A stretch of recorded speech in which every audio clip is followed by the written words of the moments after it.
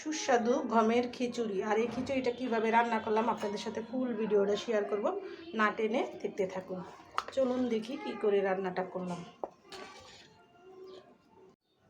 তো এক বাটি গমের খুদ নিয়ে নিলাম, এটা দিয়ে আমি গমের খিচুড়ি রান্না করব। আর কীভাবে রান্নাটা করব আপনাদের সাথে ফুল ভিডিওটা শেয়ার করব, না টেনে দেখতে থাকুন।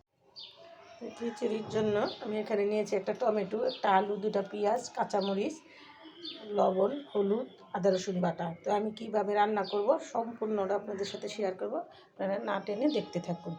গমগুলো আমি এখন ভিজিয়ে নেব। তো গমটা আমি ধুয়ে পরিমাণ মতো পানি দিয়ে নিলাম, আর লবণ দিয়ে আমি গমটা আধা ঘন্টার মতো সিদ্ধ করব। ফিরে আসলাম আধা ঘন্টা পর, আমার এই গমটা সিদ্ধ হয়ে গেছে।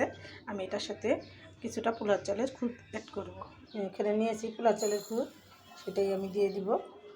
চালটা দিয়ে দিলাম, আমি এখানে দিয়ে দিলাম। তো এটা আমি আরও 5 মিনিট ফুটিয়ে নিব।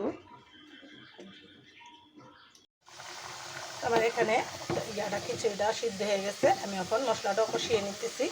কীভাবে রান্নাটা করতেছি ফুল ভিডিওটা দেখবেন, না টেনে।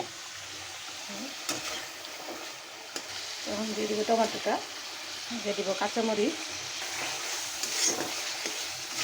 দিয়ে দিলাম তেজপাতার গুঁড়ো, দিয়ে দিলাম শাহি গরম মশলার গুঁড়ো। তো মশলাটা কষানোর জন্য সামান্য একটু পানি দিয়ে দেবো। আমার মশলাটা এখানে কষা হয়ে গেছে, আমি কিছুটা পেঁয়াজ বেরেস্তা দিয়ে দিব। আমার মশলাটা হয়ে গেছে, আমি এখন খিচুড়িতে ঢেলে দিব।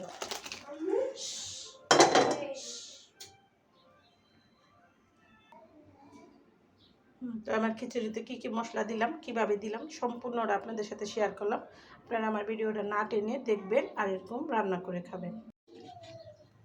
আমার রান্নাটা কমপ্লিট, দেখেন কত সুন্দর হয়েছে। আপনারা যারা রান্না করে খেতে চান অবশ্যই আমার ভিডিওটা না টেনে দেখবেন আর এরকম সুস্বাদু রান্না করে খাবেন। রমজানের সময় সবাই একটু পাতলা খিচুড়ি পছন্দ করে, তো আমি গম দিয়ে আমি খিচুড়িটা রান্না করলাম আর আপনাদের সাথে শেয়ার করলাম। যারা সময় ইফতারের সময় এরকম একটা ইফতার করতে খুবই ভালো লাগে, শরীর ভালো থাকে, টাটকা চনমনে।